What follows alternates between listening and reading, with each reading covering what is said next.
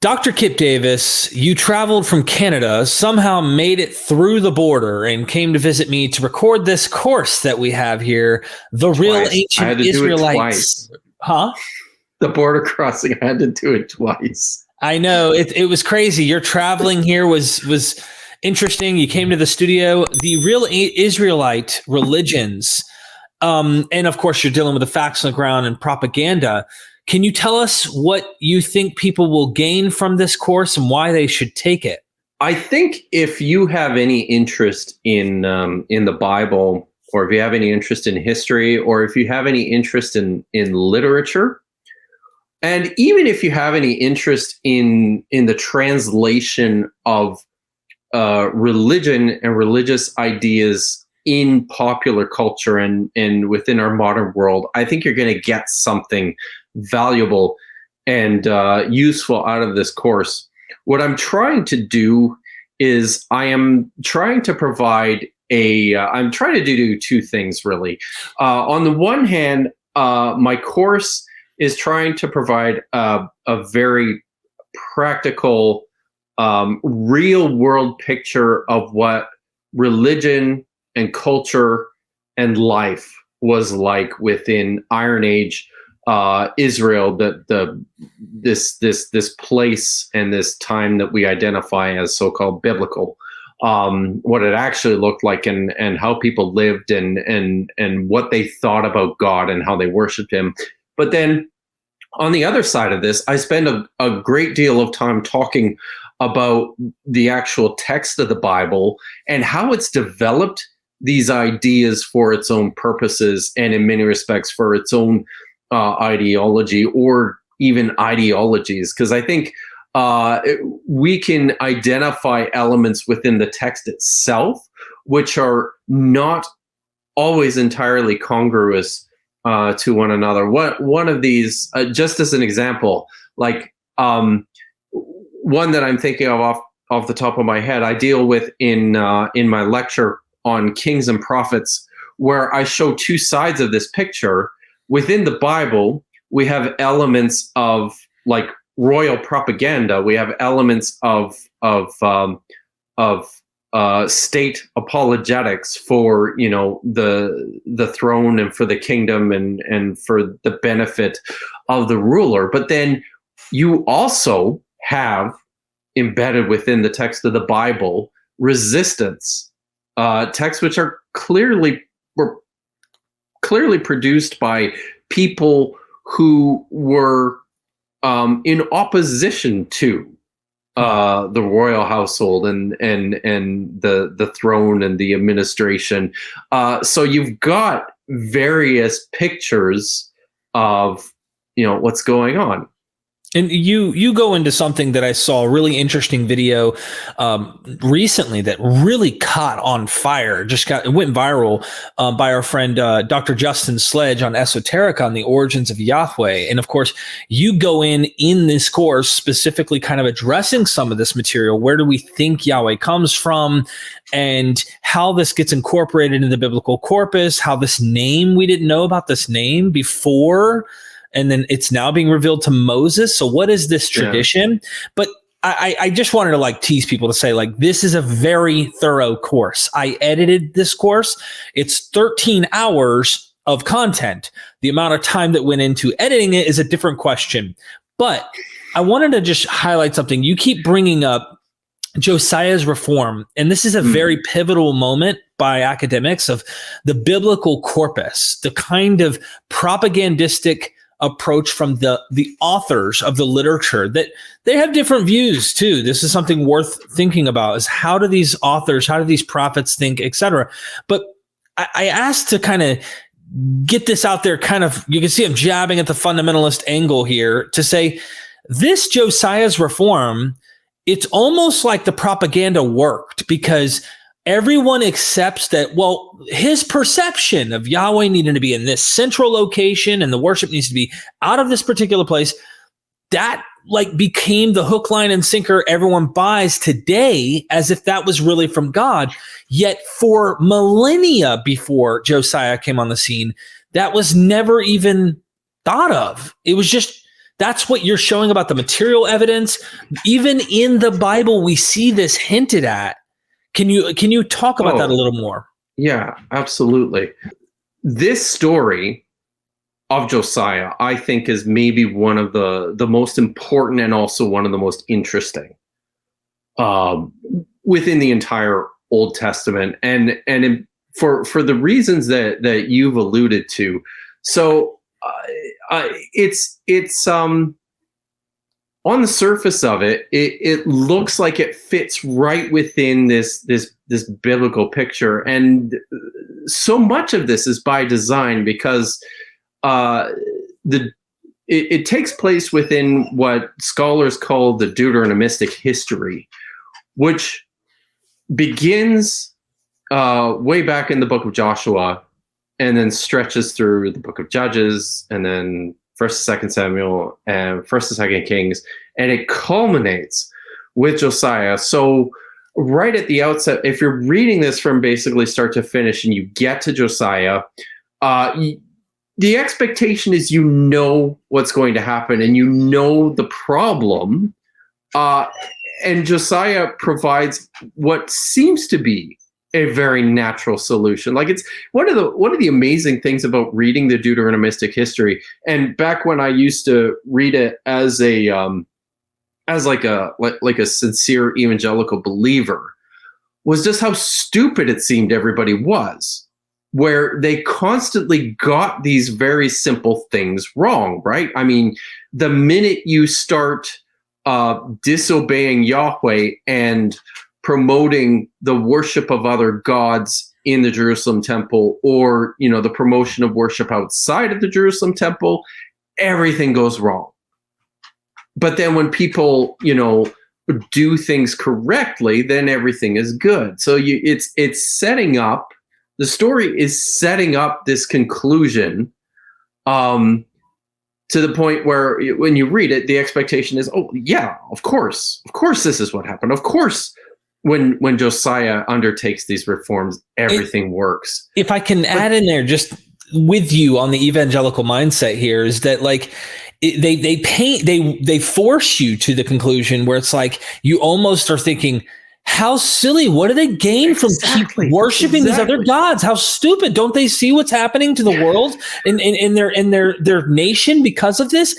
And that is the propaganda you're describing. That's the propaganda. And like, exactly. We're not seeing that, like, that what their propaganda is actually the thing that's contrary to reality. It's so not totally that way in reality. But go ahead. There's this expression, thou dost protest too much. I think it's Shakespearean, right? And that's the Deuteronomistic History in a nutshell. And that's Josiah's reforms in a nutshell. Like, what he undertakes to do is so thorough, to use a word. I think it's a clear indication of just how widespread and how commonplace these other religious expressions throughout the kingdom were and always had been. And then we see elements of this, popping up in other texts within the Hebrew Bible. But more recently, I've sort of focused on one part of this story, this Josiah story, which I think is really, really telling. So, Josiah basically reads this early form of the book of Deuteronomy, which indicates to him that he needs to eliminate the worship of all the gods in the Jerusalem temple except for Yahweh, and then he needs to go outside of the city of Jerusalem and eliminate all the worship of all the other gods. And then he also needs to eliminate all these other cult places where Yahweh is worshipped, and then establish just the Jerusalem temple as the only place where you can worship only Yahweh. And then the other thing that he does is he institutes this Passover festival, we're told for the first time, becomes basically a pilgrimage where people are not just to celebrate the Passover in their own homes, but they actually now have to come in and celebrate the Passover as, a collective, as the nation of Israel in the Jerusalem temple. And this is not only just entirely new, it's also just a massive pain in the ass, if you think about it. And Josiah's reasons for doing this are, I think, pretty obvious. He's exercising a form of authoritarian control on the religious practices of all the people throughout the nation by basically saying you can't do anything of all this stuff that you've been doing up to this time. You got to stop doing it, and you have to come here to do it.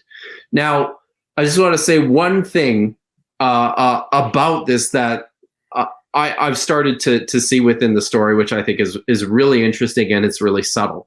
When Josiah clears out the temple and removes all the cult objects from the temple, it says he takes out the Asherah pole, then he grinds up the Asherah pole, then he burns the Asherah pole. So there's a special focus, a special strong emphasis on the desecration of this Asherah pole that was in the Jerusalem temple. But then it says he takes the ashes and he scatters them over the graves of the common people. Now, it's just, it can appear as just a description in passing, but I think it's really important, and it's really indicative of what's happening here. What Josiah is doing is he's just expressing his extreme contempt for what the ordinary people are doing, the people who are living out in the countryside, outside of the city of Jerusalem, just in their family households.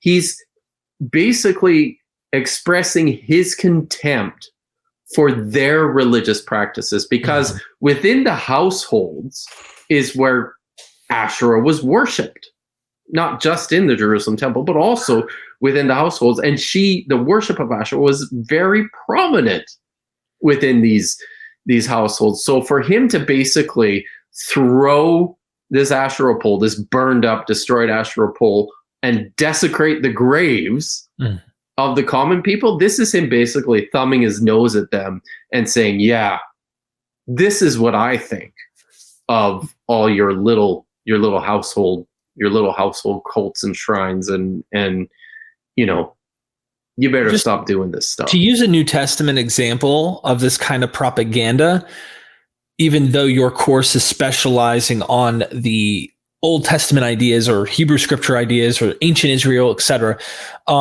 is in that passage with the woman at the well in John 4, where Jesus is talking, and when the Messiah comes, he'll tell us all things. And she goes, my ancestors worshipped on this mountain. And he's like, oh, yeah. And Jews worship in Jerusalem, and Samaritans, Mount Gerizim.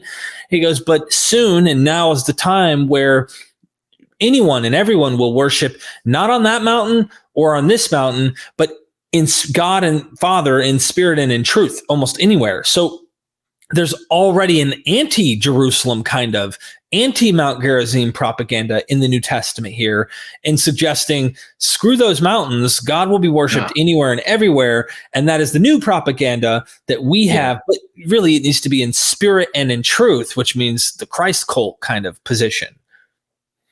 Yeah. Just throwing an example. I think that's exactly right.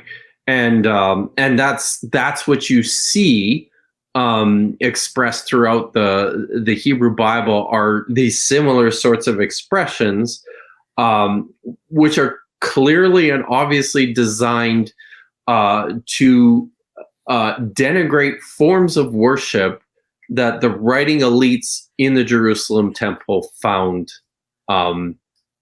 that they didn't like, basically. So we go through Josiah's Reform, you go into apocalypticism, you go into human sacrifice, and that one was tough to edit because of the kind of videos you use. You're using modern TV shows often to kind of get people enticed in, how the family works, the cultic practices. There's so many things you go into.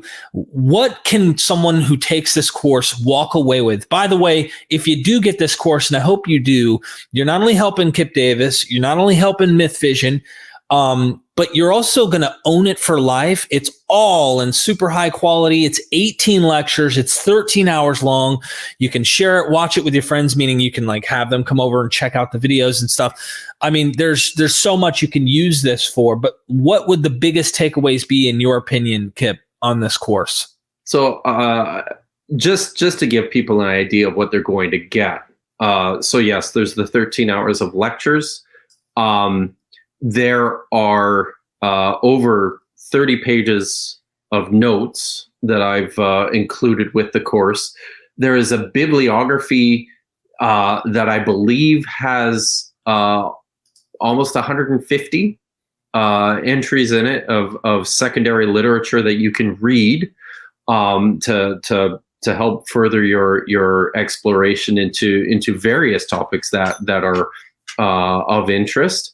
There are PDFs of all the lecture slides, which itself is over 120 pages, I think. So you're going to get all this stuff, but I think the biggest takeaway maybe of the course is that people who take it are going to provide themselves a really comprehensive, solid background of what the Bible is and where it came from, which is really my primary goal. I'm a biblical scholar, so my interest is in helping people to understand what the Bible is, where it came from, what it's about. But then, in addition to that, something that I want to help people do is to understand how the Bible has contributed to even our own modern ideas. Something that people might not be clear to see right at the outset is that Western culture, the United States, Canada, Europe, Australia, these places where most of your viewers and mine live, has developed out of a very strong apocalyptic worldview. And there are elements to the way in which our own brains are just wired that come from this these ancient religions and these ancient religious expressions. And I think it's useful as an exploration of human sociology and human psychology to take a look behind the curtain. As I've said a few times today already, taking a look behind the curtain of what's recorded in the Bible to see where all this came from. And it helps to provide people with a better understanding of where people took it, even long after there was no Israel anymore and there was no Israelite religion anymore. What happened in Judaism and what happened in Christianity. I think you can gain a strong sense of what happened there through the background information that I've provided in my course. Well, I hope everybody knows. In the description, pinned at the top in a comment, you can go click the link, go sign up today, share this with your friends, let them go sign up. You're helping academics want to expose this material more, coming to YouTube, and you'll own it for life. I know I learned a ton while editing it, and I will continue to return to it to learn more information. Dr. Kipp Davis, thank you so much for your time. I hope that this course can help enlighten many people and maybe provide some freedom to some people who want to be able to explore these things without the dogma attached to exploration. Thanks, Derek.